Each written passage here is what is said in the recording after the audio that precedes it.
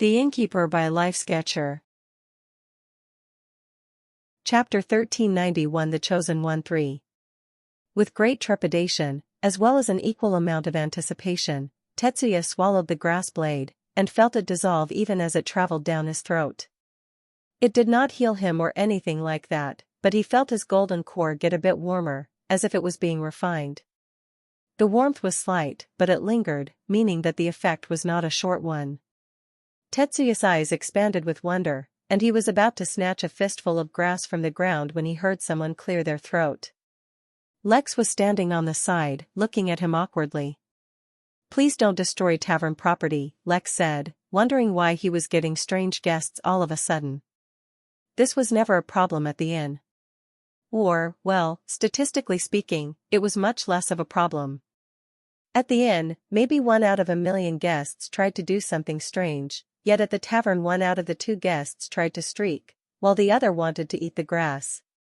Lex was familiar with the concept of touching grass, but this was taking things too far. Sorry about that," Tetsuya blurted, suddenly overly aware of his condition. Besides just the burning, bleeding and internal injuries he was carrying, his clothes were utterly ripped and revealed much of his skin. Compared to the pure white thobe that the man opposite him was wearing, Tetsuya looked like a homeless man.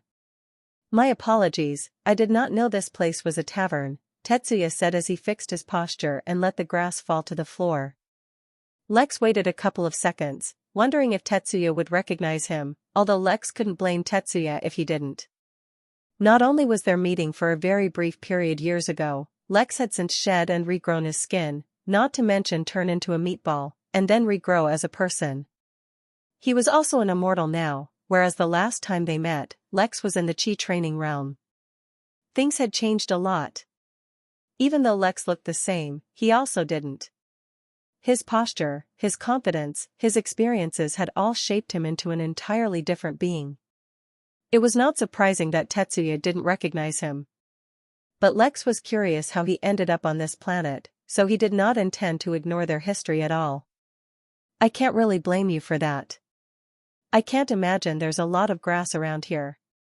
Stark difference from a place like X-142. Tetsuya suddenly froze, and his eyes focused on Lex. But he made no other sudden movements. Lex was not surprised. The man seemed to have a history for being targeted. This was not the kind of achievement a weakling could have, nor was this something that could be achieved by accident. "Well, in that case, I wish you good luck," Tetsuya finally said, looking back up at Lex. "I should head off now. If people find out I was here, the chances of you reaching an agreement with the Empire will fall drastically." "Oh, how come? You have a problem with the Empire?" "Haha, yeah, I have a small problem with them," Tetsuya said with a smile. "I'm just heading a small rebellion against them, cutting off their access to their local workers and retaking control of the planet to give it back to the locals. Nothing too serious." "Oh good, nothing too serious then," Lex said with a chuckle. "In that case, feel free to come in." Tetsuya's smile froze. Although he had made it sound like a joke, it really wasn't. Was the treehouse an excuse, with the real reason being that this tavern keeper was secretly working against the Empire? That made sense, in a way. Who else would think of using a giant, conspicuous tree as a tavern on a desert planet? Just as Tetsuya was about to speak, Lex tossed him a pair of glasses.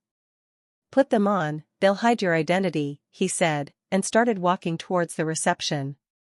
He could not help but think back to what the elves were talking about. They said something about a chosen one fighting the oppressors from the shade of paradise. He wasn't sure if the chosen one for the elves could be a human, but Tetsuya fit the bill really well. Although the guy didn't realize it, he had a knack for pissing off the wrong, or depending on the point of view, the right people. He was exactly the kind of person who would fall into the situation of defeating the junior, only to face the senior as reinforcements. Now, Lex wasn't particularly interested in setting off a rebellion and changing the history of a planet, but he did have a quest asking him to do just that. If he could complete that quest before he linked the planet to the inn and was able to return to the inn, he wouldn't mind interfering just a little. "Tell me, Tetsuya, have you seen the elves on this planet?" They seem a little jittery. Oh yeah, the elves. I've met them, Tetsuya said as he put on his glasses and looked at his reflection in a small pond in the garden. Or maybe he was just looking at the water, it seemed kind of precious on this planet. Actually, funny story. I didn't tell them my real name, and instead told them to call me Paul. I was trying to hide my identity, but, well, hiding one's identity doesn't work so well if everyone just knows me, and knows me as Paul. Tetsuya was trying to drop a hint so that Lex would introduce himself. It felt too awkward to ask the guy his name now that he was already walking away. Chapter 1392 Ridiculous Gift Shop. Lex, of course, could immediately tell that Tetsuya was feeling awkward about something. It was not difficult to guess that the man did not remember Lex's name. Lex doubted if he even knew it to begin with. So naturally, he did the reasonable thing, and decided to manipulate all events surrounding Tetsuya so that he would never be able to hear someone else call Lex by his name, and see how long he could keep this game going. Considering that he himself was immortal now, and Tetsuya seemed competent enough to reach that level one day, it would be pretty funny if thousands of years later they continued to meet each other, but Tetsuya still did not know his name. By the way, while you may look different, I suggest you do not go by the name Paul while at the tavern. There's no need to push your luck, Lex said, teasing the man by bringing up names once more. Oh, that's easy. Since no one knows my actual name, I can go by Tetsuya while at the tavern, Tetsuya said, eyeing Lex hoping for a similar response. Ah, yes, that sounds good. Come, let me introduce you to the treehouse since you're our first official guest on this planet, Lex said, not directly heading towards the reception, but towards a fountain he had constructed literally minutes ago, using his treasure manufacturing abilities. It was easy, considering that the fountain was a simple treasure. The liquid that flowed in the fountain was not water, but a potion that Lex bought from the gift shop. He figured he could afford to splurge a little here and there. In essence, the potion would just refresh the mind and body of whoever drank it. For now, going into the tavern, it only served the function of refreshing the mind. But for those guests who were leaving, a drink from the potion could help them resist the heat of the scorching Arrakis day. It was not like Lex felt his treehouse needed any additional features to attract attention, but he had begun considering these smaller, more minor details lately as he considered how he could improve the inn. Compared to randomly gathering and drinking the dew that had gathered on the grass, taking a drink from this fountain was at least a much more respectable option, which is why he wanted to introduce it to Tetsuya. This is the rejuvenation fountain. A single sip from it will help rejuvenate incoming and outgoing guests, helping them recover from their fatigue and protecting them from the elements for a time. The situation on the planet was not pleasant. There was a civil war ready to erupt, and the locals and invaders both were incredibly tense at the situation. But here was this tavern keeper, excitedly showing Tetsuya his treehouse tavern, which was quite remarkable. Although there were countless other aspects to it that were incredible, Tetsuya mainly focused on how pure and concentrated the spiritual energy seemed to be up in the treehouse compared even to the garden down below. If he could cultivate here for a bit, that would be incredible. But it was unlikely. It wasn't that he didn't trust Lex when he said that the tavern would be safe. It was just that he had to live according to his own judgment, and according to his judgment, this would soon become a place of great conflict.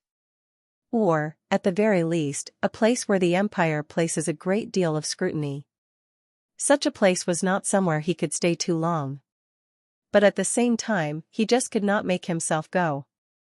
Since you're the first guest we've had at the treehouse, there's a special prize for you, Lex said, though technically Tetsuya wasn't a guest yet. One had to spend money to transition from a window shopper to an actual one. The gift shop at the treehouse, much like the meditation and training rooms, were not official in rooms. Instead, they were things Lex recreated himself after drawing inspiration from the system. Of course, now that the treehouse had been recognized by the system, Lex could integrate official in rooms, but he thought it would be a shame if his creations never saw any use at all before being replaced, so he held off on it. Of the three, the gift shop was the simplest. It simply needed the layout for a simple shop, and Lex personally bought the items from the gift shop at the inn, and placed them here himself to sell. Unlike the early days of the inn, where the gift shop had only a few weak items as selections, things had changed drastically. Like many other things in the inn, the level of items sold in the gift shop were directly related to Lex's own cultivation level. Now that he was an immortal, the gift shop even had a few items that would be useful for Earth immortals. Of course, since this planet was a one-star planet, he would not upend the societal structure by selling overpowered things. Most items were in the foundation level or below, with very few golden core items, and only one nascent soul level item sold in the gift shop. Even so, when Tetsuya stepped into the gift shop, and read the names as well as the descriptions of the items, he froze. Wasn't this too ridiculous? Chapter 1393 Ridiculous Gift Shop 2. You can select one item from the gift shop appropriate for your level for free, Lex said, though he wasn't sure if Tetsuya heard him. The man's eyes, even through the Clark Kent glasses, were bulging out. Naturally, the first thing Tetsuya looked for when he entered the shop was the most expensive item. It was called the Burgundy Lemonade, which was for an entire 300,000 MP. It was the soul nascent level item, and it could help restore depleted soul energy. Unlike yin and yang, which were energies naturally found in the universe, soul energy was only found within the souls of living beings, and nascent soul cultivators could expend their soul energy to use various techniques related to the soul. The problem with that was that soul energy was replenished very slowly, since the body had to naturally create it from other sources of energy. Items and potions which could speed up the recovery of soul energy were exceptionally popular among nascent soul cultivators, which was merely one of the reasons why Tetsuya was so shocked.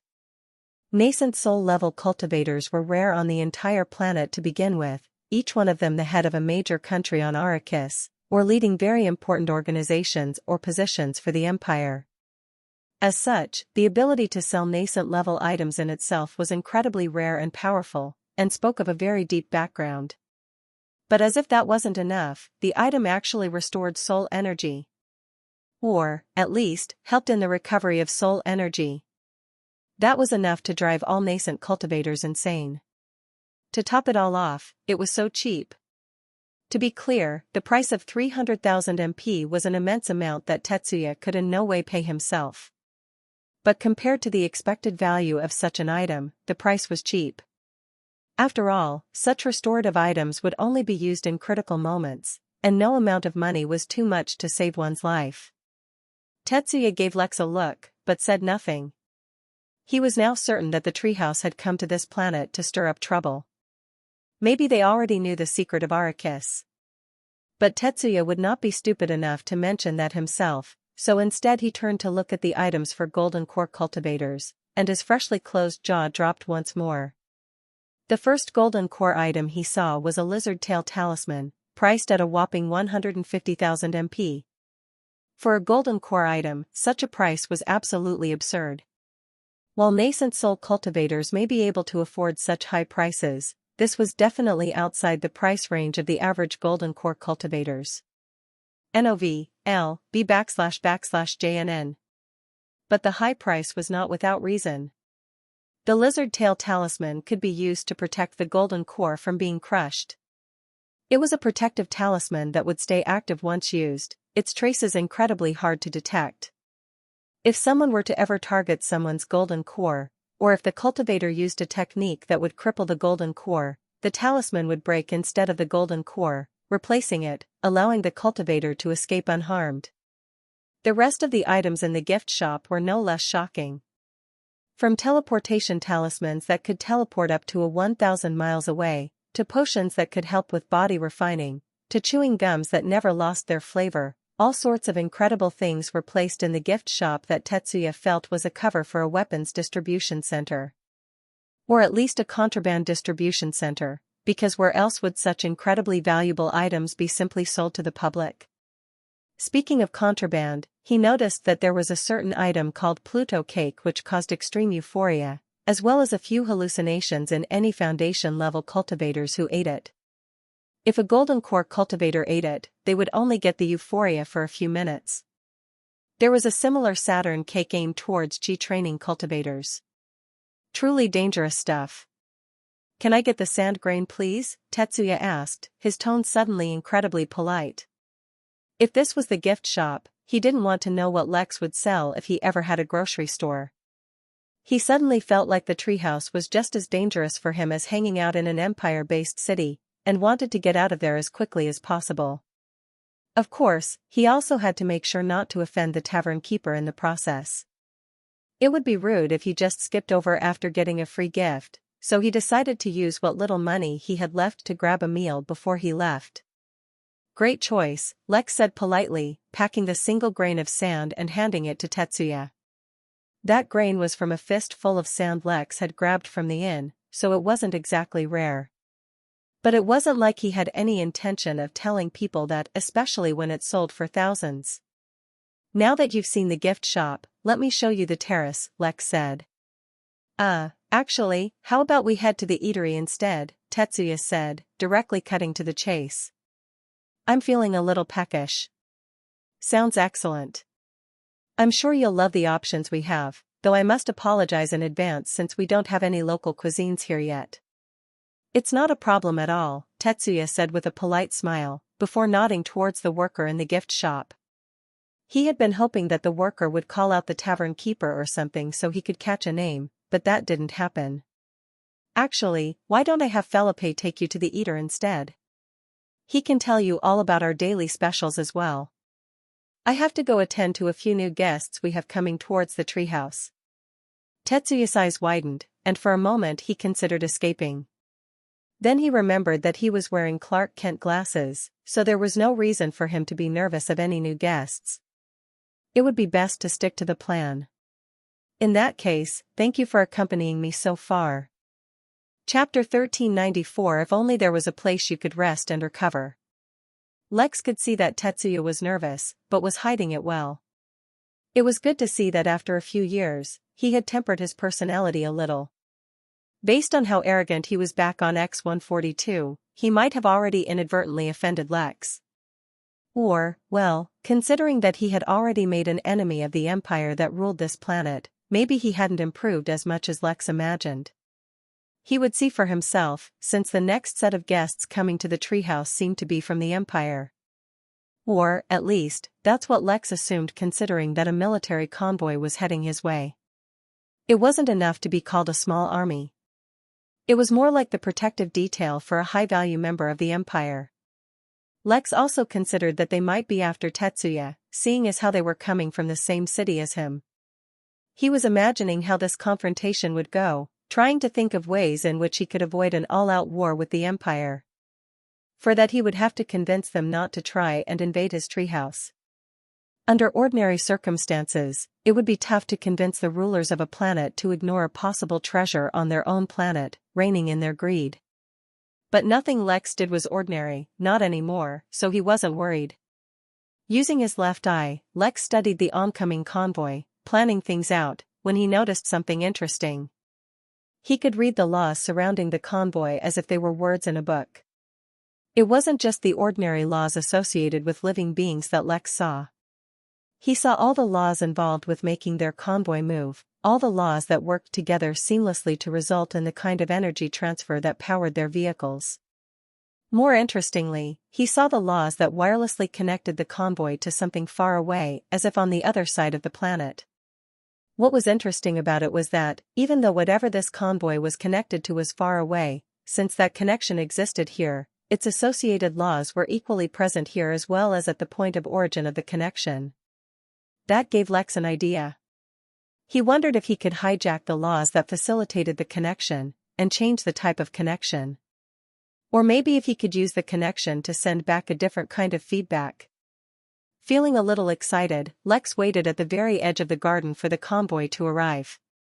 He did not have to wait long as a number of floating cars stopped just short of the garden. A number of soldiers, all of some variant of humans Lex was not familiar with, got off holding weapons that looked similar to guns. A few of them, the ones wearing special armor clearly identifying them as superior officers or something along those lines, even had a few other weapons, though Lex didn't get how they might work. They looked like sword handles, without the actual swords to go with them. Perhaps I did not make myself clear. Let me do my introductions once more. This is my Treehouse Tavern, a place where travelers who are not brain dead and actually follow simple rules of basic decency can rest and replenish their energies. Lex did not take a step forward. He did not want to leave the grass, but as he reached forward, the arrogant man seemed to arrive right in front of him, as if the space between them had shrunk. Lex's hand softly and gently rested atop the man's shoulder, yet the moment contact was made, the man's eyes constricted. His brain shut down out of sheer fear, as he felt the weight of an entire world, nay, an entire realm, pressed down on his shoulder. As if that was not enough, mixed in with that soul-crushing weight was the deterrence of domination. None of the surrounding soldiers felt the same weight, though oddly enough they found their bodies frozen still. They could not react to save their superior even if they wished. It was as if they were trapped within their minds, their bodies puppets being controlled by some external force. From up above in the treehouse, Tetsuya looked down at the scene and could not understand what was happening. How could he guess when he could not feel the pressure those soldiers were under? Yet there was someone else who did feel the same pressure those soldiers were feeling. On the other side of the world, in a protected, underground base, a nascent soul cultivator had been watching the progress of the investigation team that had been sent forward. He didn't care much what happened, at least, originally he didn't care. He had been watching the scene unfold through a live video, yet when Lex moved his hand to place it on that arrogant man's shoulder, the nascent soul cultivator saw something else. To him, it looked like Lex was looking right into his eyes, and when Lex placed his hand, the cultivator felt a hand press down on his shoulder, as well as his soul. Shock, horror, fear, and a little excitement flickered through the cultivator's mind, right before he too felt the effects of domination, shutting down his mind. Lex did not do this for too long, lest he break someone's mind. When he lifted his hand once more, the arrogant soldier once again returned to his original position, far away from the garden. At the same time, all the soldiers collapsed onto the ground, as if they could no longer stand the pressure that they had just faced. Oh dear, you guys look extremely tired. If only there were a convenient location nearby where you could rest and recover. Oh wait, I know just the place. Follow me. As Lex turned around, all the soldiers began to float above the ground, held up by Lex's spirit sense, and began to follow him. On the other side of the planet, the nascent soul cultivator picked himself up off the ground as excitement painted his expression. It's him. It's Dragonsbane. I have to get an autograph, the man yelled like a little child. Chapter 1395. He was right. Look, I don't want you guys to worry about things. You're not hostages or anything like that, in case you're wondering, Lex said to the dozens of collapsed soldiers floating along behind him. I've already reached out to your superiors. They should contact me soon, and we can have this entire thing sorted out. I just figured I'd stop you guys from making a huge blunder that would get you killed somehow. It wouldn't do for my tavern to develop a bad reputation for killing potential guests. In response to his completely appropriate comforting and calming mini-speech, the group of floating soldiers merely groaned. In Lex's humble opinion, that was a bit much. He hadn't even hit them with his domination, and barely held them in place using his spirit sense. Only their leader, who was now unconscious and drooling down his face, had briefly faced domination. The rest were just suffering from the psychological burden of being faced with an unknown guy more powerful than anything that they had ever imagined, totally breaking their understanding of reality. Lex had faced such things dozens of times, and he'd never reacted like this. But, being an understanding man, Lex generously forgave the soldiers for being unnecessarily dramatic, and decided to help them get refreshed. He brought the whole group to the fountain, and gave each of them a single drop. It worked like magic, instantly restoring their condition, mostly because it really was magic. Alright guys, I'm going to bring you up to the treehouse. Make yourselves comfortable, food and drink are on me, but if you want to use any of the facilities you'll have to pay for them. As soon as we clear this thing out and the Empire formally issues a statement about the treehouse, you'll be free to go. Lex really wasn't worried about these guys acting out at all, for various reasons. The first and foremost being that since he made the treehouse himself, instead of the system, it was crammed full of protective and offensive formations. Also, all of his workers were in the nascent realm. Lastly, if something really unexpected happened, as an immortal his awareness and reaction time were more than enough to intervene before real problems could arise. So, he brought the whole gang up to the lobby, and then left them there, and went up to his stargazing terrace. Although it was daytime, and there were no stars to gaze at, Lex liked the feeling of secretly controlling things from the shadows. It was very addictive. The soldiers nodded, and split up into teams, ready to begin exploring the tavern. Nearby, Tetsuya had been watching the entire interaction, and began wondering how he could take advantage of this situation. While those two concocted their own plots, Lex lay back in a chair sipping a nice, cooling lemonade, and concocted plots of his own mostly about how to entertain himself for the next few days. He could already see that a few more groups were quickly arriving towards the treehouse. One consisted of the elves, led by who he assumed was their shaman. The other group was led by the Empire, and an impatient-looking nascent soul cultivator. The situation was ripe for unexpected encounters, misunderstandings, confrontations, and a lot of drama. As such, Lex made the most logical decision, and decided to try out the newest feature he was thinking of adding to the Midnight Inn, an escape room. Yes, there was nothing like locking a number of old enemies in a small, contained room with a fake scenario and high stakes to get out within the appropriate time to make sure everyone had a good time. He reached out to the treehouse, and began manipulating the layout, constructing an underground labyrinth connected to the roots of the tree. Naturally, he used an underground magma channel that one of the roots had dipped into to make the labyrinth more interesting. He remembered back when he went swimming in lava for the first time. It was not a pleasant experience at all. But it was a nice memory to look back to. As Lex plotted his own entertainment, he kept his spirit sense active, for he fully expected something to happen. It was impossible that the system brought him to a planet where he was the strongest, and there was no potential for a huge mess-up.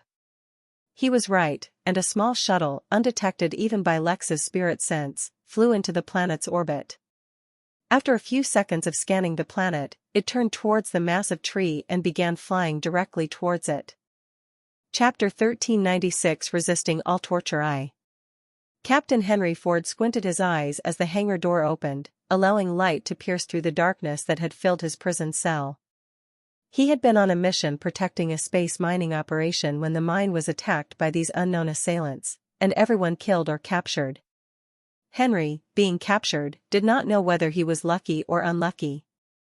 The mysterious enemies who had captured him left him in his cell for hours, giving him neither water or food, leaving him in the dark.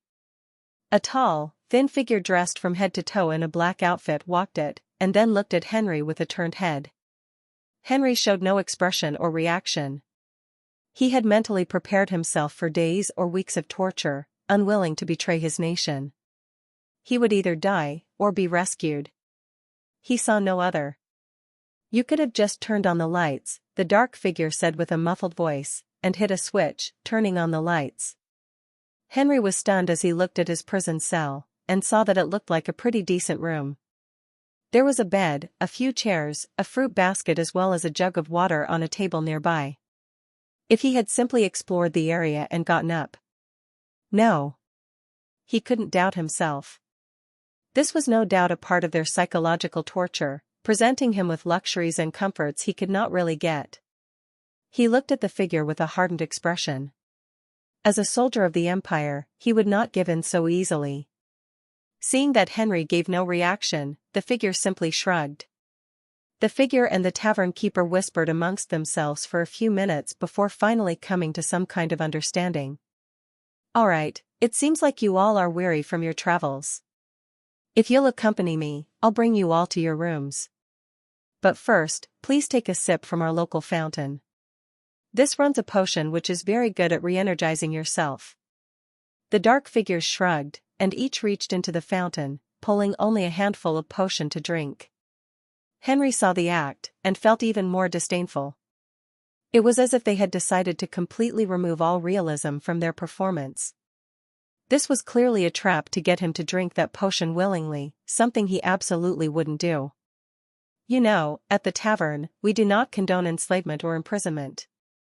As long as you're here, you're free to leave at any time.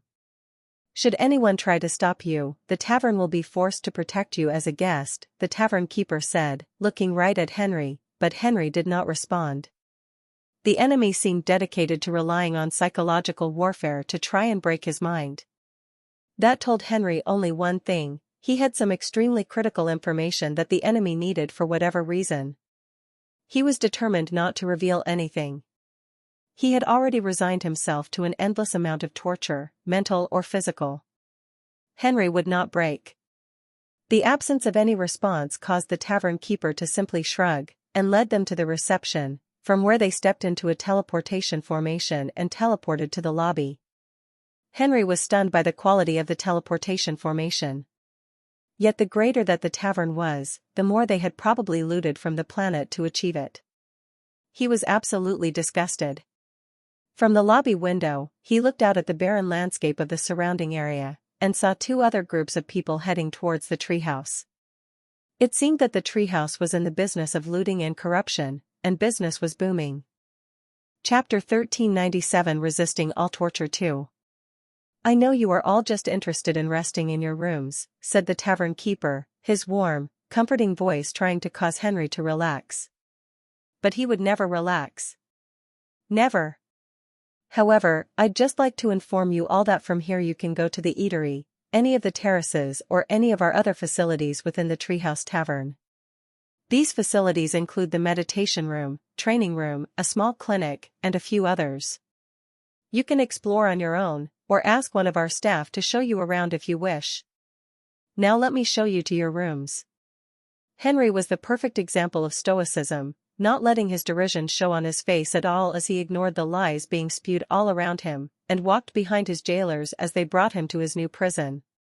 Every inch of the long, spiraling branch of the tree that carried the walkway was covered in the blood of innocents, or so he imagined, ignoring the pleasant aroma that the bark was giving off. The only thing he could smell was the injustice. He marched towards certain doom, wearing nothing but his dignity and a rather luxurious robe given to him on the ship to avoid being dragged around naked. His armor had been destroyed in battle.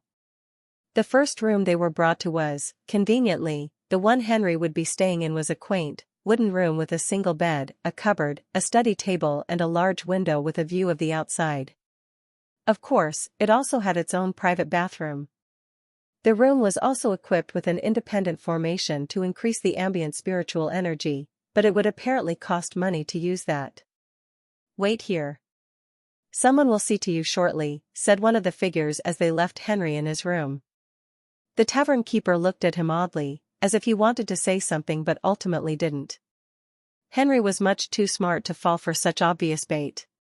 Clearly, by leaving him alone in his room supposedly unsupervised, he was being tempted to escape.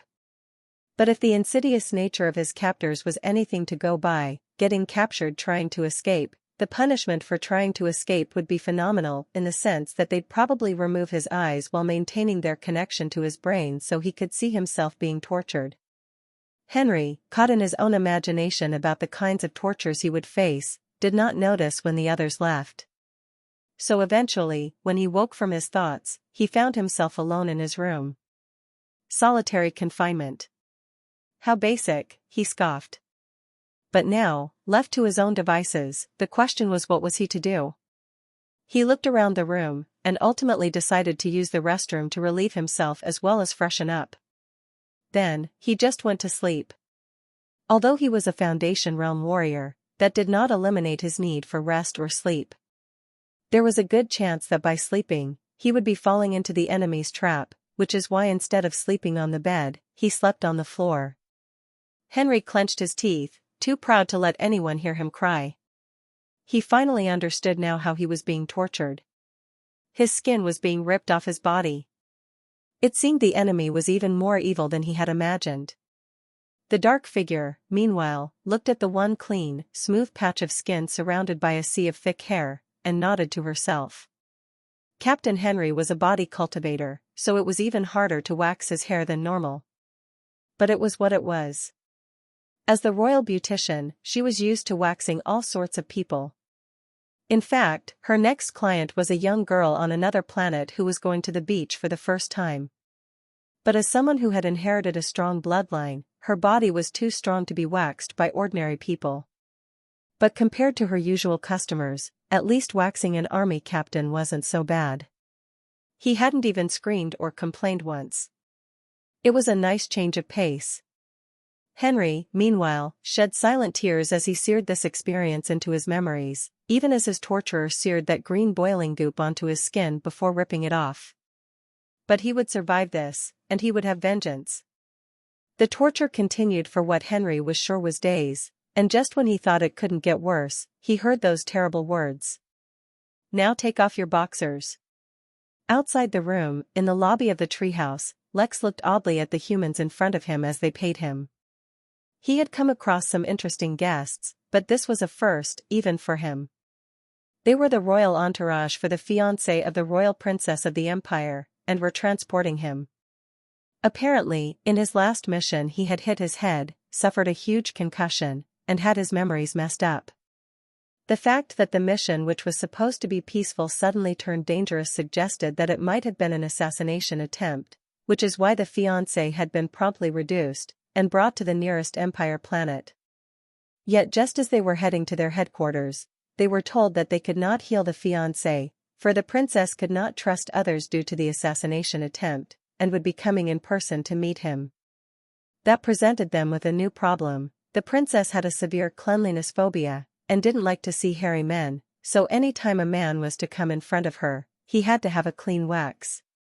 As such, mid-journey, they had to land at the tavern, which is where the royal beautician, someone who had the princess trust, would meet them before they could go to meet the princess. Lex was also impressed that the tavern showed up on their local maps as a reliable tavern nearby. It seemed the system was doing a good job. Chapter 1398 Can't Use Force. Lex did not know what to think about the peculiar group who had arrived in his tavern to get someone waxed. Instead, he was studying their ship, which could somehow completely elude his senses. Considering that he had yet to see anything and anyone formidable at all in the Empire, and everything told him that the Empire was pretty weak compared to the usual empires he dealt with, this was a rare surprise. More importantly, the number of assassins secretly heading towards the Treehouse Tavern following the ship were not at all as well hidden as the original ship. It was a little disappointing that the ship's incredible stealth capabilities had been rendered pointless by a traitor within their ranks, but Lex hardly cared about that. With all the assassins being in the Golden Core, at most, they were nothing to be afraid of. Instead, he continued to study the ship and its unusual ability to hide from him, while bits of his mind focused on other things. The elves had returned to the treehouse, now exploring the garden down below without fear. They would make their way up eventually, and probably stay for a long time. They seemed to be murmuring something about finding the chosen one, as well as the joys of the garden and such. That nascent soul cultivator who had been rushing to the tavern had strangely stopped right outside the garden, and kept fidgeting with his tie in front of a mirror, as if he was nervous about how he looked for an upcoming date. The underground maze, which would soon become the tavern's escape room, was almost ready as well. Eventually, the elves who were having the time of her life rolling in the grass like little children, got up when their shaman finally admonished them. Of course, it was a little difficult to take him seriously when the shaman himself was covered in grass, but they were not foolish enough to point that out. Tetsuya, who was sitting on a balcony eating pizza for the first time ever, watched as they entered, numerous thoughts running through his head. He was actually looking forward to meeting the elves. Once he let them know who he was, the great and mighty Paul, they would help him escape the treehouse without arousing the Empire's suspicions. Or, even if the Empire was suspicious, they would help him escape unscathed. That was because only he could lead the rebellion, and only he knew how to trigger it fully. Yet while he was pleased to see the elves coming up, he was equally appalled by the appearance of the Empire forces. The soldiers he ignored well enough, they themselves seemed too disturbed. Instead, it was the nascent soul cultivator downstairs that he recognized who troubled him. With such an entity nearby, no plan of escape was good enough. A nascent soul cultivator could wipe them all out. His rebellion was not yet strong enough to face them, or he would have triggered it already. "I'm sorry for interrupting your conversation, young man. Please do not take offense at my abruptness, I was just a little excited. I can scarcely believe I'm here. Not at all, Commander Scrub, Tetsuya said with a fond smile. I was just asking those men if they happened to know the tavern keeper's name. They talked as if they knew him well. It's Scrooby, not Scrub, the commander corrected, though he seemed too distracted to pay attention to it. Coincidentally, at the same time, the elves also entered the room. The tavern keeper's name, you say? Why are you satisfied with a single name? He is a man of many names. Handsome devil. Crazy bastard. The chosen one. King of Lovers Island. Angel killer, though that last one isn't because he killed angels, but because countless angels seem to have fallen in love with him. I've even heard him called a moving treasure chest, because apparently he was worth quite a few planets at one point. No, a single name is not good enough for him and many names just don't do him justice. I think it's best if you stick to calling him Tavern Keeper. Tetsuya was feeling a little dissatisfied with the answer, though he did learn that apparently this old acquaintance of his was much more popular than he had imagined. What he didn't know was that while he was thinking of extracting the tavern keeper's name from the scrub in front of him, the elves were also staring at the man. Did he say that the tavern keeper is the chosen one? One of the elves whispered to another. It can't be a coincidence, another responded. We may have found our salvation, the shaman whispered, as tears streamed down his eyes.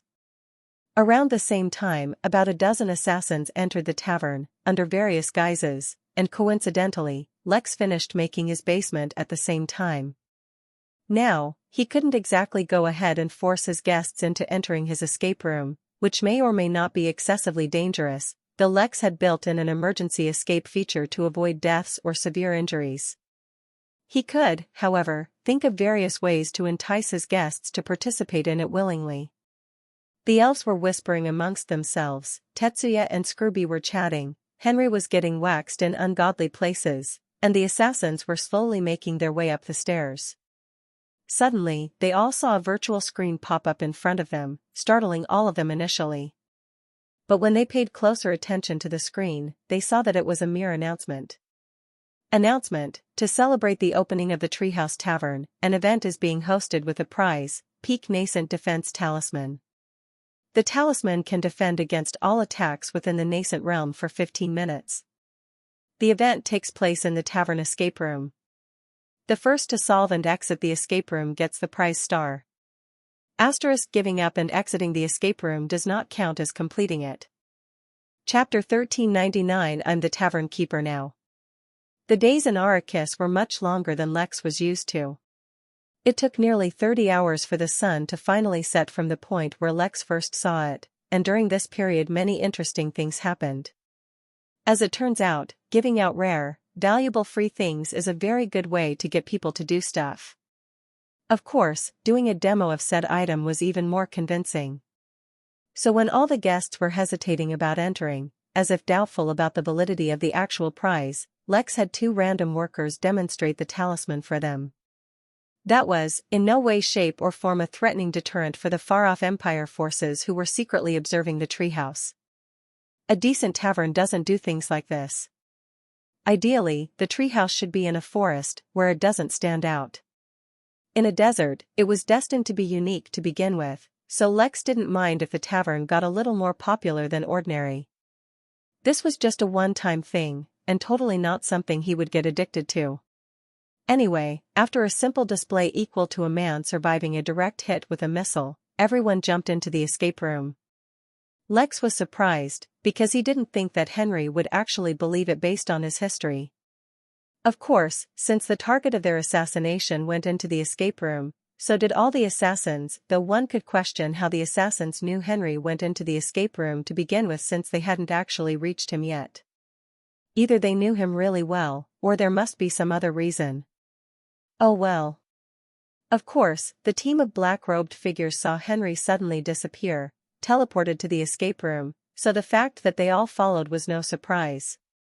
Henry hadn't finished his wax yet, so they had to see to that or else they'd be in trouble. After all, Lex couldn't be expected to do everything. People might start getting suspicious about him. What Lex did not know, however, was that as soon as he left, the tree breathed a huge sigh of relief.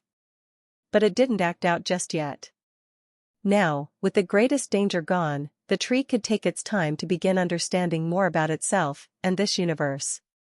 Of course, it would have to use these guests coming to the tavern to gain a deeper understanding about the universe. For example, it had learned that it was customary for guests to roll in the grass before entering a building, that among twins one was always evil, and that all guests loved the opportunity to enter dark, underground tunnels that were slowly filled with lava, burning away the oxygen and threatening them with suffocation. It also learned that it was apparently a tavern, and that people really liked it. Knowing that made the treehouse feel especially good, so it decided to do something else good for them in return. Secretly, the treehouse modified the underground tunnels that Lex had carefully created, creating multiple levels to the labyrinth, reaching deep into the planet, even touching upon the mysterious evil energy deep within. Now, the maze that would have taken a month to solve would take at least a year, and probably even more. The treehouse felt immensely proud of itself for its achievements, until it heard one of the guests complain that they regretted not getting the opportunity to join the escape room because they came late. So, the treehouse created a way for new guests to enter as well. The more the merrier. This was easy. The tree felt like it had become the tavern keeper now, and was already doing a better job. Chapter 1400. Thank you. Although running a tavern was a nice little distraction, it just didn't have the same feeling as being in and running the inn. It wasn't just about the better spiritual energy and ambience. The inn was inside his own domain, whereas the taverns were in others' territories. More importantly, it was good to set aside other problems, and just focus on running the inn after a long time. He wanted to go back to how the inn originally was, before millions of guests suddenly showed up. Back then, he would interact with most of his guests and knew them at least to some degree. Now, he wasn't about to go around and meet 100 million guests, but it wouldn't be so bad to at least know the regulars. He had more than just a few guests who had entered, and hadn't left for months. They were basically paying rent and living inside the inn now. Many of them even got jobs working for some of the guilds in the guild room, and started socializing with their neighbors. With an amazing daycare, and the midnight library to serve as an excellent source of information, it was practically an amazing place to live and raise kids. Wait a minute, had Lex been running the inn like a city builder game, all without knowing it? That was not so bad. Collecting rent like a rich landlord, Lex was now finally a part of the 1%. Or was he? He was not aware of the statistics of the universe, and as the statistics of Earth were no longer applicable, he might not be in the 1% anymore. But who cared? He was now like one of those second-generation rich people, ruining the economy by raising prices sky high while complaining about how his tenants never pay rent on time. On second thought, being a landlord like that didn't sound so amazing. He was fine with being a magnanimous innkeeper. He was already on his path to turning Erebos, that annoying planet, into a servant of the inn. He was not good enough to be a direct worker, and would instead toil for the inn's benefits outside the realm, and this was just the beginning. Now that he knew what he could do for the inn, Luther began to plan who else he could take advantage of. As long as his targets weren't in guests or workers, everything was allowed. Welcome, you two. You both have been working very hard for the inn. I'd like to personally thank you for that, said the innkeeper, as humble as always. Yet his words shook the two men to tears. In fact, while Luther managed to stay standing, Ripley fell to his knees. He could not believe, could not fathom such words being said from the mouth of a being reaching for above the Tao realm or possibly already there. Please, innkeeper, you do not need to say such words, Ripley said, finally understanding why the drama cats kept crying about the eternal mercy and greatness of the innkeeper. It is my utmost privilege to be of service. Luther, instead, did not waste any words. He just bowed. Between the workers and the innkeeper there was a bond outsiders just simply could not match. In that case, it is extremely fortunate that I have found a way for you to continue enjoying this privilege for a while longer. Luther here has been overseeing one of the inn's newer projects, an external one, in partnership with another party. But, I do not know if the experience the other party has prepared meets the standards of the inn. Would you go ahead and do an audit of the new dungeons as well? Of course. I will inspect every single grain of dust, every single molecule that makes up that entire dungeon, on the reputation of the Versailles Bank. Lex suddenly felt a pang of pity for Abruptly the insatiable. He might have met his match. Chapter 1401 Void Aegis. Excellent, said the innkeeper. Then I will leave it to you to review the dungeons. Luther will explain their intended purpose and target audience, and you can determine if they meet the standard. Once they pass the audit, we'll officially open the dungeons for the public to view. I am overwhelmed by the grace of your trust, Ripley said, bowing much too deeply. I will do my best to live up to your expectations. Before I depart, if you do not mind, there are a few things I would like to give you. Oh? What do you have for me? The innkeeper asked, a hint of amusement in his voice. Ripley smiled faintly, as if he were aware that all his actions and intentions had already been seen through. A nominal gift from the Versailles Bank, Ripley said, as he placed a spatial ring forward. Recognizing the Midnight Realm as the innkeeper's seat of power, the Versailles Bank gifts a void aegis, able to hide the location of a realm within the void, making it untraceable under ordinary circumstances. A humble gift, but one I hope can put you at ease while you let your underlings manage the realm. Thank you for the gift. This is quite thoughtful, the innkeeper said, showing none of his internal excitement. Of course, Lex would have to check the void aegis himself before using it. Who knew if it wasn't some kind of secret tracker that the bank could use? Besides that, for your staff to receive increased exposure of the universe at large, so that they may better manage your realm, I have 3 invites to the New Age Expo, sponsored by the Versailles Bank and its partners. The New Age Expo, taking place in the Artica Major realm, is an opportunity for new powers to reveal themselves, as well as to create possible alliances, agreements, and generally gain exposure. Of course, that is only the first part of the expo. The latter parts of the expo are mostly for the ruling force of the Artica Major realm to reveal their plans for the future. Considering that the Artica realm is a rare example of when a non-major race takes control of a major realm, this expo is possibly the first universal exposure of one of the future major players on the universal scale. The expo is actually just a few months away from taking place, so if you wish to send someone you will have to decide soon. Considering the short notice of the invite, and that it might not be so easy to get a permit to enter the Artica Major realm, if you wish to send someone, you can just inform me, and they can join the bank's delegation when they go. You should not have gone through so much trouble, the innkeeper said politely. No, it's no trouble at all. Since the bank is a partner of the Artica race, after whom the realm is now named, getting these invites was no problem at all. Besides, a preliminary summary of my audit states that while the inn workers have no major flaws, their lack of exposure may soon become a handicap for them when they deal with interrealm guests. As such, not only did Lex want to use it immediately, he also wanted to fuse it with his system. As long as he did that, he would be able to upgrade it in the future. Previously, he had fused one of the Henali portal satellites into the system, hijacking a point of entry into it that was undetectable even by the AI that ran the portal.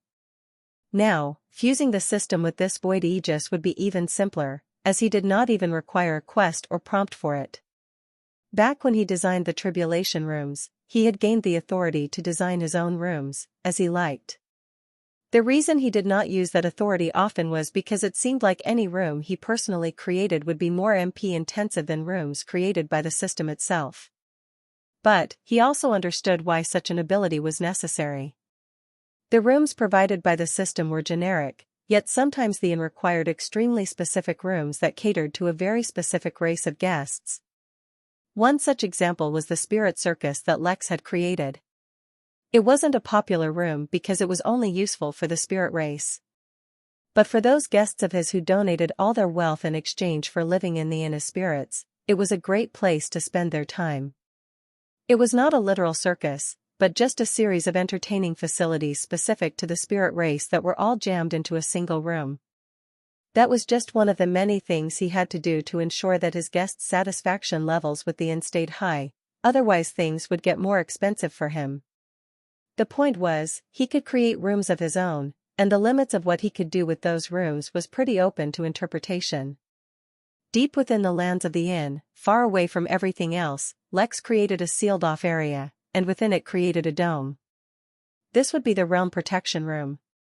For now, it would only host the void aegis, but as the realm grew, if he needed to add more things, this would be the place to do it. Within, he placed the void aegis, and then started fusing it with the room, turning its ability into a feature of the room itself. In truth, the void aegis was not so simple to use. It required an enormous power source, not to mention an extensive foundation to support and run, not to mention countless auxiliary formations. But, by turning it into a part of the system itself, the system would take over the running of the void aegis itself. The only question was, would this be a self-sustaining feature, like the secret entrance to the Henali portal, or would Lex have to pay MP to sustain it? A few moments later, he got his answer, and it seemed like Lex had been very conservative in his expectations of how he would have to pay to keep his realm hidden. Lex sighed, and turned to look at the expo tickets. He wondered if he could sell them in the guild room. Chapter 1402 Let's Make Money. After thinking about it, Lex couldn't exactly claim that the cost for hiding the Midnight Realm was expensive, and yes, there really was a price he had to pay. It seems the difference between something the system did itself, and something he did, was who paid for it. Objectively speaking, the worth of the Midnight Realm was inestimable. No amount of MP he earned could cover even a fraction of the true worth of the Midnight Realm, and keeping it safe and secure was one of his top priorities. Seen from that lens, the cost of keeping the Void Aegis running at a measly 1 metric ton a day was not so bad. Except that he couldn't afford that. Not ordinarily, of course. Technically speaking, the primary source of income for the inn was renting rooms. It was an inn after all. The secondary source of income should have been food, although he still wasn't satisfied with the quality of food that the inn provided. It was pretty good, it was just that he knew it could be better.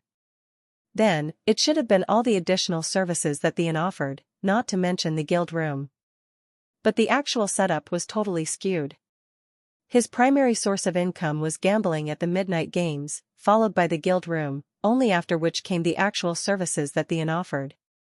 At the moment, the inn's income could be measured in the tens of MT on a weekly basis, but Lex was spending that MT just as quickly as it was coming in to keep the event running. He could reduce his spending enough to afford the daily cost of 1 metric ton for now, although that would make his budget tight. But that was only a temporary measure, and could only be continued until the midnight games lasted. He had until then to resolve the issue and fix his income issue. Despite the immense pressure it added onto his shoulders, Lex actually wasn't so worried. He was no longer the inexperienced Lex, reliant on the system for everything. Even without guidance from the system, he could resolve this issue. Speaking of the system, one of the quests pending for him to do was to visit the Seraphim Resort. When he got the quest, he had the time limit of a year, so he had a few more months left. He could not tell how much time that would take, so he built a mental timetable for himself. In the next few months he would make the inn more efficient, improving its ability to generate more income and sustain the expense of 1 metric ton a day, as well as generate enough of it to act as a reserve in case of emergencies.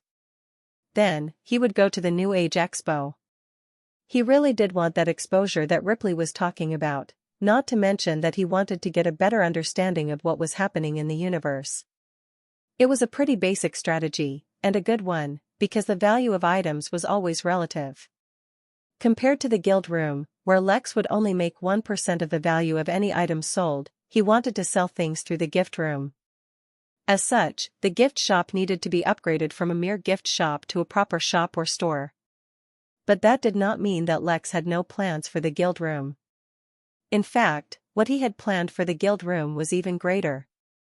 At the moment, if anyone wanted to purchase something, they would have to purposefully go to the guild room to find out what they offered. But the realization that the inn was basically just like playing a city builder game gave him a few ideas. He had built entire cities and added to them parks and games and buildings, and even shops such as restaurants and clinics and gift shops, but he had not expanded the reach of the guild room. There were countless businesses conducting trade, selling, and buying goods in large quantities, but their reach was limited to anyone who visited the guild room alone. However, if he upgraded the guild room so that the top 100, or top 1,000 businesses could get the rights to open up stores in the various cities in the inn, trying to sell their items in a more approachable way, their business would expand. He could also integrate it into the Midnight Portal, and establish an online shopping platform for the guild room. These were upgrades that he would have to do on his own, and went beyond the scope of the basic upgrades the shops got. Another thing that he really needed to use better was the inheritance lounge. To date, the only inheritance in there was the one Lex got from killing that guy who had the murder system. That inheritance was about leveraging luck, and seemed to have many drawbacks, which is why he never used it himself. But if he could increase the number of inheritances there, then it would be much more tempting for guests to visit. This was not difficult for him, not just because he had studied under Pell for 15 years within the Midnight Realm. Gawain and Anita could also contribute, though Lex did not want to ask his workers to contribute their personal techniques. Instead, Lex recalled one of his permanent spirit guests, the Cthulhu Abror. One of the primary reasons he became a spirit was so that he could complete some sacred mission. While Lex did not know what that mission was, he did know that he was very concerned about preserving the legacy of his people. If he could be persuaded to deposit some of his legacies in the inheritance lounge, it would fill up. He could also step up the midnight newsroom, and have them follow a subscription model for some very specific types of news for their guests. Lex's inner capitalist had woken up, and he was more than ready to work overtime. Chapter 1403 New Business Partners. The Midnight Inn. What could he say about it? A lot, actually. The name was so simple. So deceiving. Almost as if it were just a generic building, the signs of age and were covered with cheap paint, crammed together with other old, cheap buildings, found in the heart of an old city. The name made it sound like an inn with an exciting nightlife, with drinks being served by pretty barmaids, and the crowds getting rowdy every chance they got. But the reality of it was so much greater than it seemed. Or maybe that's what the name actually meant. The inn was like the night sky, filled with 1 trillion stars, hiding galaxies and countless wonders, all ingeniously hidden in the dark. That had to be it. Or maybe there was an even deeper meaning to it, one that Chen could not quite understand. It certainly wouldn't be something arbitrary, such as representing a random time of day when one suddenly thought of making an inn. It certainly wouldn't be because the hand that wields destiny, and writes out fate like an omniscient being thought the name sounded cool. No, Chen was certain that there were numerous mysteries hidden within the name, just as the inn itself held countless mysteries that he had yet to uncover.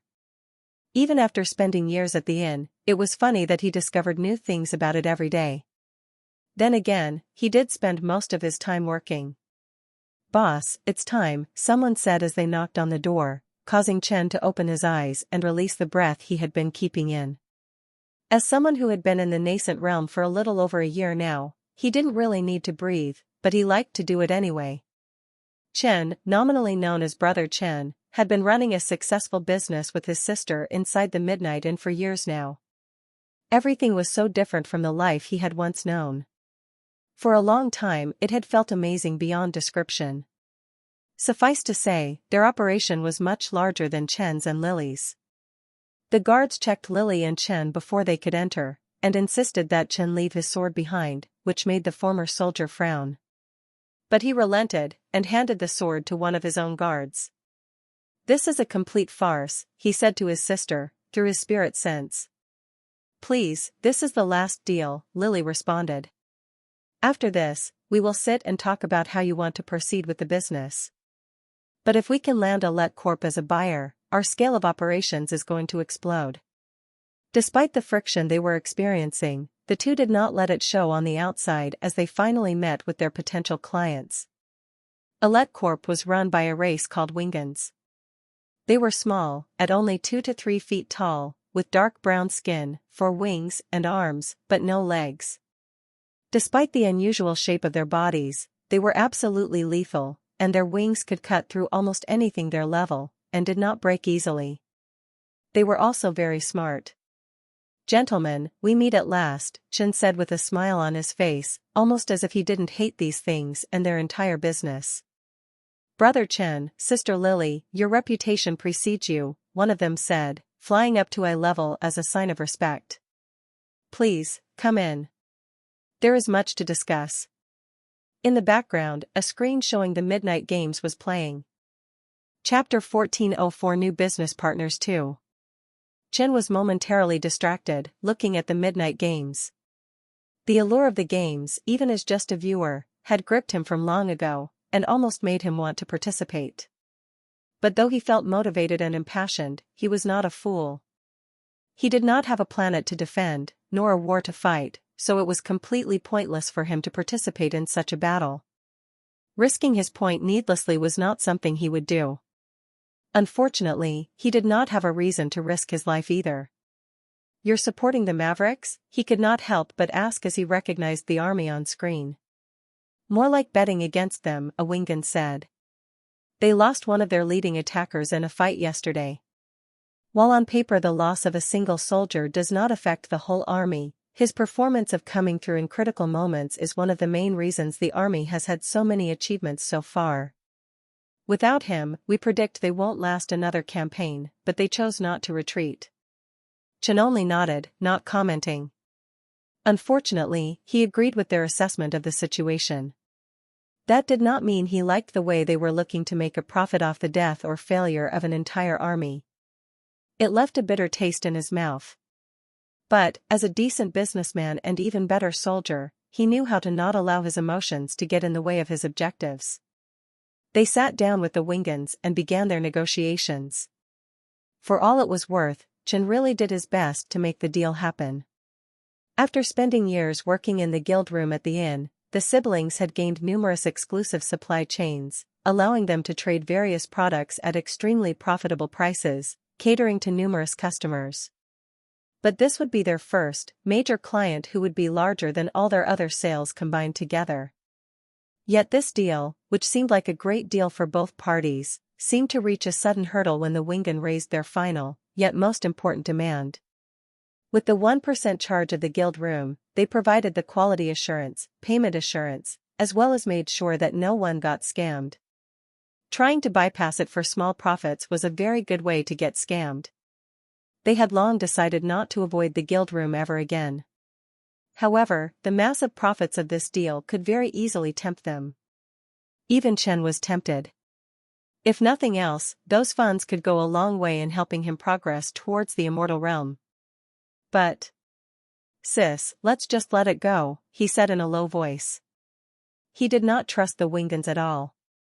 He did not doubt at all that if he tried to pass them goods outside of the inn, they'd just kill and loot him rather than pay up. We might be able to convince them, she said, but even she didn't sound hopeful. Before Chen could respond, however, an inn-worker approached them.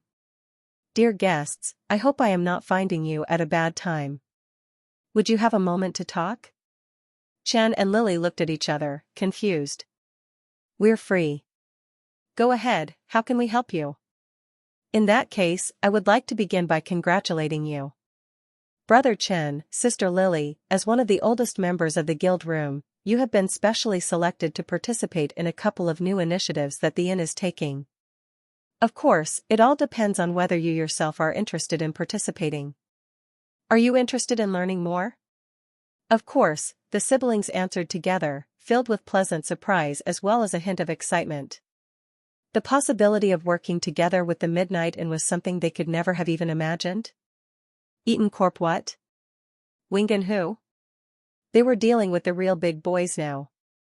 Chapter 1405 New Business Partners 3.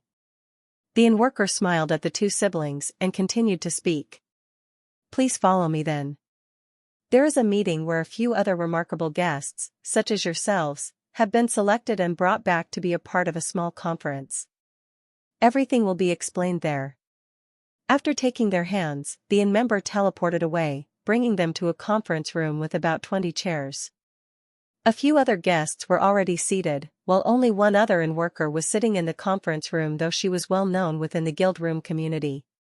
Her name was Hera, and according to rumors she was once a guest as well, but had been recognized for having an incredible business acumen, and so was made into an employee. Her son, Jimmy, was also a well-known face amongst the old-time guests of the inn. Who among them hadn't seen the peacock warriors running around, causing havoc and troubling the poor daycare workers at the inn? Rumor had it that now, after so many years, the peacock warriors had evolved into a proper organization, and had ventured out into the universe for their first big adventure.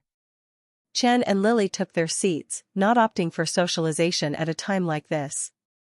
They were too interested in what the inn had to offer, and did not want to miss out on any critical information due to being careless.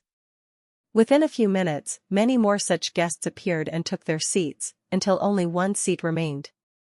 That's when he arrived. The guests at the inn knew him by many names, with Lex Williams, his actual name, being one of them. But he was also Lex Dragonsbane, or Dragonslayer depending on who was asked, but there was no credible information about him ever actually killing any dragons. Much more importantly, some also whispered that he was also the masked figure known as the Invincible Tyrant, a deadly and dangerous figure, sent out by the inn whenever the inn was challenged.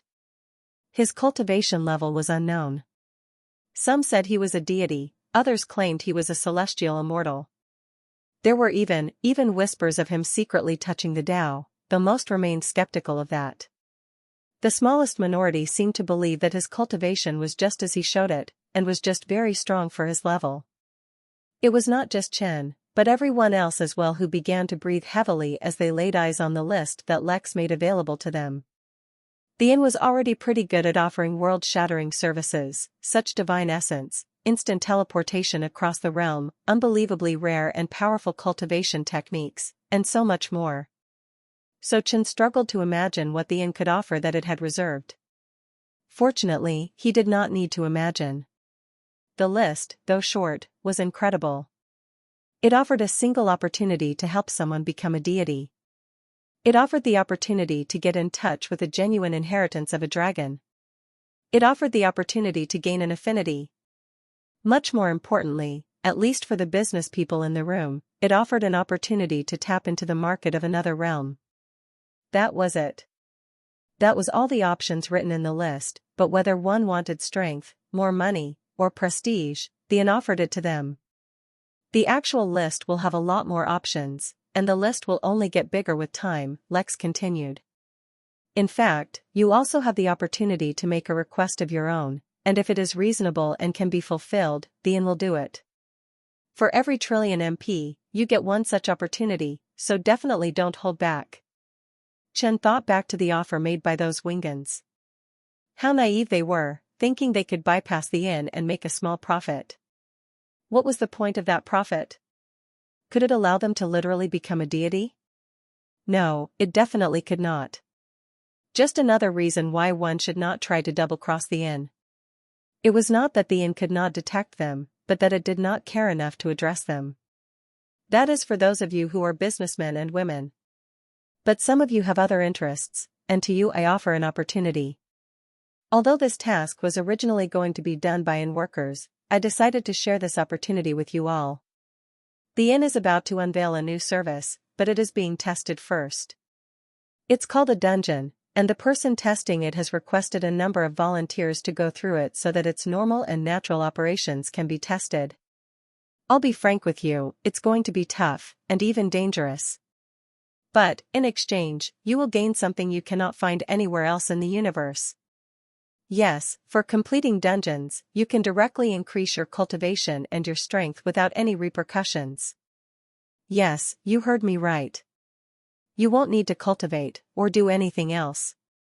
As long as you complete those dungeons you can grow stronger. But, I have to give a disclaimer one more time. It will be dangerous, and possibly even lethal. For those of you who are still interested, raise your hands. All hands went up. Chen, in fact, raised both his hands. Chapter 1406 New Upper Management. The meeting went longer than just a few minutes. There was more to discuss than just making shops available, and sending some guests into the dungeons. Lex made some plans of his own, but consulted Hera, who had proven herself a master of management and logistics in the past few years. In truth, she had numerous ideas about how to expand the inn's business, but as the inn wasn't a regular business, she had no idea who to approach and how to implement changes. As soon as she said that, Lex almost went ahead and told her that he would take care of things, but he hesitated. Lately, he was entering the limelight more and more often, and was beginning to take up a lot of the inn's responsibility. So far, that was not too suspicious, because Gerard and Velma also wielded massive amounts of authority within the inn, not to mention Luther. But the false identities he had once prepared for himself to hide the truth had all been revealed, and now it was up to him to take new precautions. For the first time, Lex very seriously considered that it was about time he worked on Mary's projection capabilities. He was sure that creating a real body for her, strong enough to rival the real strength of a celestial if not surpass it, would take countless years. Truthfully, it might take centuries or even many millennia.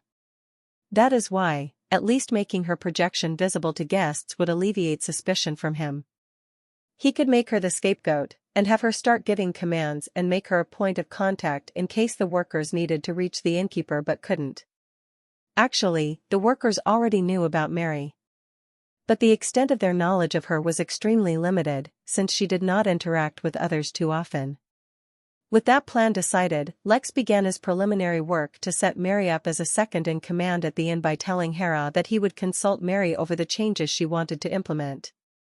Naturally, Lex was in contact with her the entire time with his mind, so when Mary appeared in front of them, she responded exactly as Lex requested of her. Thus began the planning for how to improve the inn's earning capabilities in a sustainable way.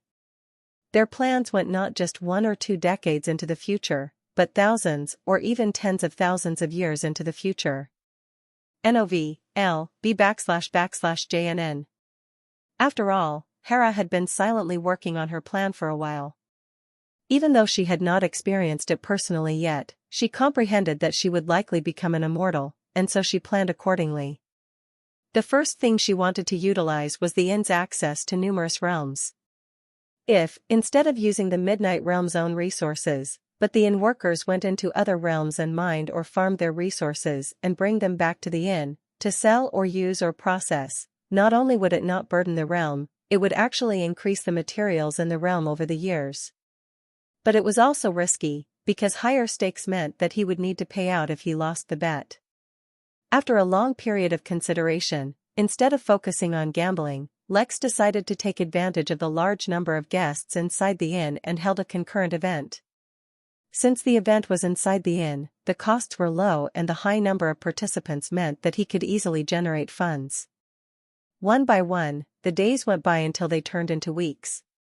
Lex was barely managing to keep a surplus of MT while managing everything else, when finally he heard the news he had been waiting for. If it took much longer, he might have left for the expo. But now, it seemed there was just enough time for him to venture out of the inn one more time. When Lex asked Mary about how he could help her unlock her projection properly, she joked about him not catering to other sentient projections. The thing was, Lex didn't think she was joking, so he began searching for signs and traces of just such a race. Surprisingly enough, it wasn't the Emporium that found the clues he had been searching for. Instead, it was a group of random guests at the inn, talking over lunch at a diner. The moment they mentioned living holograms, Lex's subconscious, which was always monitoring the inn, brought his attention to it. "I think you mean ghosts," said a particularly healthy lady, right before ripping a large chunk out of a drumstick. "People you can see through, but are alive and can talk to you are ghosts. Except the living part. They're dead." "Obviously I know that, Trunchbull," the man answered as he rolled his eyes. "But they weren't ghosts. I confirmed as much. They could even appear in daylight, and weren't afraid of touching the holy symbol." As if to emphasize what he said, the man held up his necklace, at the end of which hung a pendant in the shape of a dumpling. "Don't be ridiculous. Ghosts are ghosts, they don't care about this stuff." "No, you're wrong. Ghosts can't touch holy light and—" "Excuse me, I don't mean to interrupt," said Lex, who suddenly appeared beside them. The moment he realized that the conversation was deviating towards ghosts, he decided to go and ask them himself about what he wanted to know. hopefully, they were friendly people. "I could not help but overhear you talking about living projections," he said. "If you do not mind, could you tell me a little more about them? I have been searching for them myself for a long time to settle a bet about whether they're projections or ghosts." "I bet on projections." Chapter 1407. Am I interrupting? "Are you insane?" Trunchbull questioned, right before sucking all the meat off the drumstick she was eating, and then pulling another one out of thin air. Lex raised an eyebrow. Trunchbull was not strong, she was a mere nascent soul cultivator. He guessed she was, at most, a century or so old, so that meant she had the potential to become an immortal as well, but that was not something too impressive in front of Lex. But what intrigued him was that he could tell that the drumstick she pulled out of thin air did not come from any spatial rings or anything like that. His sensitivity towards space was more than enough to be able to easily determine such things. It was quite interesting. He could not help but wonder how exactly she had done it. But that was not a priority right now. After all, he also had a worker who had a unique ability which allowed him to pull out food from his pocket no matter how many times he reached into it. "It has to be ghosts." "Don't listen to this old fool, Wormwood. Everyone knows ghosts are afraid of salt. I saw it on that TV show Super Unnatural." "The only thing you had eyes for in that show was the car," Wormwood scoffed. "Besides, that's a TV show, not reality. Ghosts are afraid of the great Lord Dumpling." As if to ensure everyone knew what he was talking about, he once again raised his dumpling-shaped pendant. "You're all wrong. Ghosts are afraid of the power of friendship," Lex said with a dignified face. "Oh, also Dragonfire. But mostly the friendship thing. Either way, I have a bet to settle, and so far I haven't been able to find any living holograms to prove my point. All the holograms I've come across are of people communicating from far away. I heard that once there was a man using a hologram to communicate with his wife who was far away, but was killed while it was still active. They say his soul got sucked into a hologram, turning him immortal," said Wormwood in a low voice, as he dipped his fries in some ketchup and ate them. Of course Wormwood had told Lex the specific quadrant of the asteroid belt where he found the temple, but even then it would take too long. Lex was not really interested in wasting time, so he made use of a resource he had used many times before. He approached Vera, who was getting progressively dissatisfied with her mother these days, though the topic was no longer about her dating life. That didn't exist at all. Instead, it was about her father. "I refuse," Vera screamed as she threw a chair towards her mother. Of course, the chair never harmed Christine, as Christine's cultivation was much higher than Vera, and simply used her spirit sense to catch it. "You're acting like a spoiled child, Christine said, in an exhausted voice. "He's your father. Previously we were imprisoned on Earth just so that they could lure him out of hiding. Now that he finally knows about." "I refuse," Vera said, this time throwing a sofa. Her frustration was doubled, because she knew that throwing the furniture was futile even before she threw it. The problem was that her prophecies were beginning to get more and more unreliable. If she, whose accuracy rate was countless hundred times higher than ordinary oracles, was having problems these days, then one could imagine the situation others were going through. But it couldn't be helped. This was exactly why so many oracles, prophets, and the like went into hiding after her conference. A Nexus event was coming, and leading up to it, prophecies would be entirely unreliable. "Am I interrupting something?" Lex asked as he dropped in. "No," said Vera. "Yes," said Christine. Chapter 1408. Stupid. "Lex, take me out of here. I already know what you want," Vera said, her face flushed with anger. Actually, she hadn't foreseen Lex's arrival at all. Why was it like this? The Nexus event wasn't supposed to come so quickly. It would take hundreds if not thousands of. Vera's eyes narrowed and she looked at her mother. "Is it the old man? Is he suppressing my ability somehow so I can't predict what he's doing?" she questioned her mother, but Christine only sighed. "Your father is an amazing man. I have no idea if he did this, but the fact that there's a possibility he can is amazing, no?" Why don't you agree to just meet him once? You know you inherited your powers from him, right? Don't try to fool me. I will never go meet that old man. It's because of him that I'm almost 30 but I've still never had a single boyfriend. I'll be a spinster at this rate. Without waiting for her mother to respond, Vera grabbed Lex's hand and tried to storm out. Lex gave Christine an apologetic look before teleporting away with her. You know, you're the first girl I've ever run away with, Lex said in a teasing tone. A unique existence that can be absorbed by a living being. Once absorbed, it will absorb the consciousness of the being's past, present and future so that the being is aware of the existence of its entire lifetime and all the events that take place during it. However, a being that absorbs the essence wormhole will have all the events in its life become a fixed constant that cannot be changed. Now that he thought of it, the description was somewhat similar to Vera's ability to see her own future, but not quite.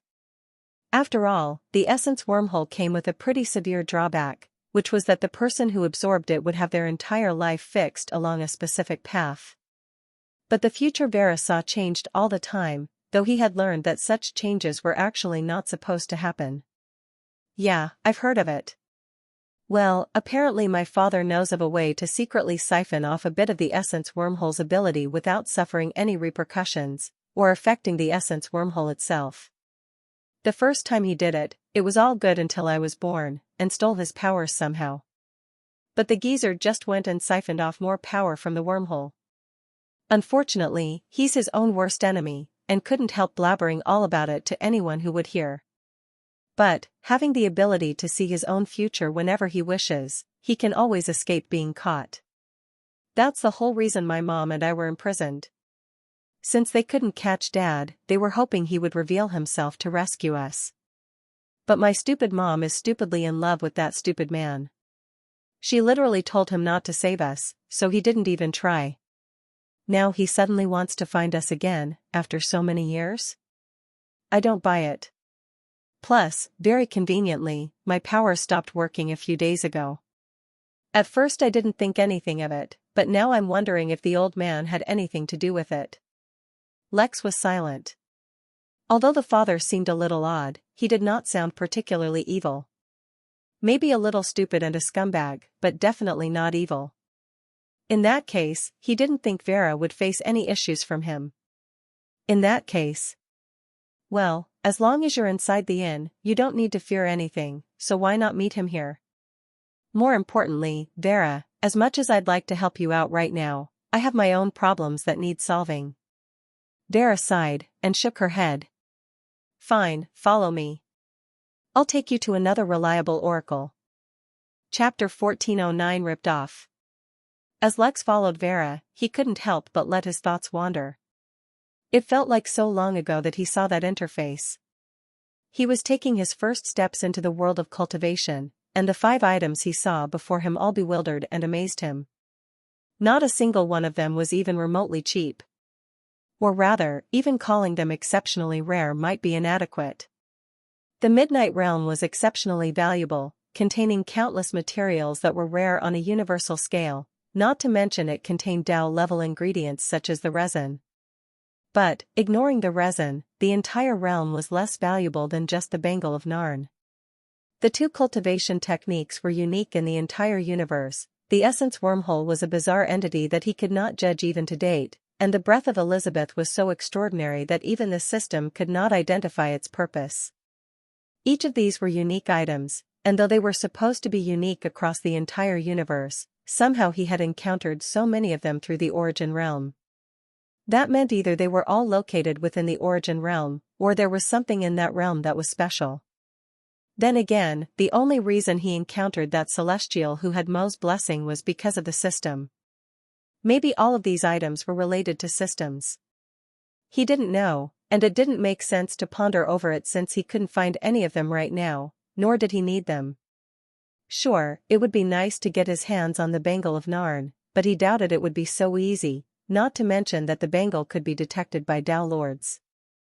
Nevertheless, it was curious that he was encountering so many of those rare items that were supposed to be unique in the entire universe. He wondered if he would ever encounter the breath of Elizabeth, and learn what it truly was. Something that even the system could not evaluate. Now that was a treasure that could still entice him at this point. Unfortunately, getting his hands on would also attract Elizabeth's ire, apparently. He wasn't so sure he wanted to do that. "So what trouble are you in now?" Vera asked after a few moments of silence. It seemed like she was bored. "Nothing too interesting this time," Lex said. "Just looking for a lost temple in an asteroid field to find some living holograms. I want to invite them to be guests at the inn. It's nothing dangerous." "Boring," Vera said, turning away. She was hoping to learn something that would distract her from her own predicament. But with nothing to distract her, she instead hurried up and brought Lex to one of the new cities that had been built inside the inn. To be more specific, she brought Lex to a giant vertical garden that Lex had designed for beasts more than humans. This was surprising to Lex, and he quickly went through the names of all the guests inside the garden inside his mind, but couldn't think of who exactly they were going to meet. None of them seemed to have shown signs of being an oracle before. It was rare for Lex to be surprised within the inn anymore, which is why when they stopped in front of a large, sleeping panda, Lex was extremely surprised. Master Bobo looked back at Vera feeling a little guilty. He thought they would go through a few rounds of negotiation. Who knew Lex would agree in a heartbeat? Vera sighed. Poor Lex. The thing he should have never done was let Master Bobo understand how rich he was. Lex's instincts, as well, did not warn him since this action would not endanger his life whatsoever. But more than once he would regret his actions, and the first time he felt that regret was a few minutes later when he reappeared at the inn. "Alright, so I didn't know that pickling rose bamboo was so expensive," Lex said with a grimace. "I think you just ripped me off. It is a fair deal where you trade money in exchange for saving time. In the future, you can come find me for anything you need. The only thing I cannot divine is related to money and wealth." Lex handed a spatial ring to the panda, still reluctant about the fact that he had spent 300 million MPs worth of items to trade for pickled bamboo. Damn it, even if he was rich, that did not mean he didn't feel the pinch of losing money. The panda, in exchange for the ring, plucked a single white hair from its body, and handed it to Lex. "Channel energy into that hair once you reach the star system of the temple you are looking for. The hair will act as a compass." Lex grumbled as he grabbed the most expensive compass he had ever bought, and then teleported away. Next time, he would not forget to negotiate, especially when he didn't know the exact worth of the items. To be clear, unpicked rose bamboo would not even be worth 1 million MP. Shaking his head, he simply gave Vera an acknowledging nod before teleporting back to his apartment. From there, he tore the ticket that would bring him to the Vino star system. He summoned the silent wanderer from its spatial container, and then sat in the pilot's seat before focusing on the single panda hair. The hair started pointing in a certain direction, and Lex started to fly his ship. Since a specific destination was unknown, he could not put the ship on autopilot, nor could he fly it at its fastest speed. Although his reflexes were fast enough, the ship could not react fast enough if it encountered an obstacle while flying fast. Thus, several hours of flying and small teleportation jumps later, Lex arrived at the asteroid field he was looking for, and slowed down even further. As he followed the panda hair towards the temple, Lex began to ponder if he should work on his own divination ability. He could do it, and had even practiced a bit of it, but it was one of the rare fields where he did not immediately excel. Even though his cultivation technique increased his comprehension, some things were not a matter of mere comprehension. It was a matter of innate talent. While Lex seemed to have some talent, it was hardly enough to be useful in his own endeavors. Now, though, he began wondering if he gave up too soon. Surely it would be better to try by himself than rely on the panda again. Chapter 14:10 Forgot My Wallet. As much as Lex wanted to believe in his own divination ability, and his ability to learn anything including divination, he had a feeling he should stay away from it. The feeling was not from his instincts, but his own analysis based on what little he knew of extremely strong cultivators. If he could learn divination, no doubt celestial immortals would have an even easier time. Yet it seemed like, for whatever reason, they did not do so. Lex was certain that the repercussions of looking into the future were far more dangerous than just simple lightning tribulations, especially if one was on a higher level. After all, no matter what explanation they gave for divination, whether it was reading the flow of destiny, or just calculating probability on a wider scale, the truth was that it was messing with time. If there was one thing Lex had learned, it was that messing with time was a bad idea. If there was one thing Lex had learned from his truly numerous troubles, it was to stop messing with the unknown when possible. For now, Master Bobo would suffice. Unfortunately, Lex did not conveniently find the temple just as his contemplation session ended, so he navigated through the asteroids for a while longer before he saw it. In the pitch darkness of space, hidden from the light of the nearby star by countless massive rocks, there was a single floating rock with a temple on it. There was no need to describe it, it was an exact replica of the Taj Mahal, which was not unusual in any way, shape or form, nor was it an excuse to avoid imagining a new temple. Lex did not question it either, although he did raise his wariness. But a simple scan from his spirit sense revealed that there were no dangers nearby. Unfortunately, it also revealed a complete lack of any living being, whether they be projections or ghosts. He was a little disappointed, but he was not going to give up without exploring the temple thoroughly. There was no atmosphere in or around the temple, but the hazards of space were not really an obstacle for Lex, who placed his ship back in its spatial container and teleported over. As far as appearances went, there was nothing unusual about this perfectly built temple on an asteroid in the middle of space, far from anything. Lex expected the Origin realm to be filled with numerous such ominous temples with no real peculiarity to them, save their existence. Who knew if a planet collapsed and broke into an asteroid field, yet through some sturdy architecture the temple survived. Yet the moment he stepped within the temple, Lex heard the echo of his footsteps. Considering he was walking into a hall without an atmosphere, that was highly unusual. "Hello? Is anybody there?" Lex asked, his voice echoing out into the empty halls. It took him a moment, but he realized that though there was no air in the temple, it contained some kind of spiritual field. The echo of his footsteps could not be heard by his ears, but by his spirit sense. Ah, an explorer. How splendid. In that case, you must visit the Holy Kingdom. Guests are more than welcome, and it's completely safe. All of Projection Empire is connected to the Holy Kingdom, so it's also a convenient way to travel across the realm. How does that work? Lex asked as he followed the horse. As they went deeper and deeper into the temple, Lex felt the spiritual field getting stronger and stronger, and eventually had to close his eyes because the difference between what he was seeing with his eyes and his spirit sense was so different that it was distracting. The Holy Kingdom is called as such because of its speciality. Actually, it was made by Mama Perry, a really strong projection for all other projections, so obviously it connects to all places where projections live. I'm the toll collector for the temple you entered from. My boy, that reminds me, you have to pay a toll to enter the kingdom. It's not much, but since you have a body, there's a special fare for you. Don't think I'm being discriminatory, that's just the rule. That's not a problem, Lex said, as he paid close attention to the horse projection. What was interesting was that, after a certain point, there was nothing supporting the projectino. It was as if the thickness of the spiritual field itself supported the existence of the projections. Suddenly, he heard the familiar sound of a new notification. New notification, you have discovered a new type of environment to support the existence of specific types of guests. New quest, create 3 new suitable environments to host a larger variety of guests. Reward, solid projection capability for Innkeeper. Lex's eyes flashed as he read the notifications, but first he had to address something more urgent. By the way, how much is the toll exactly?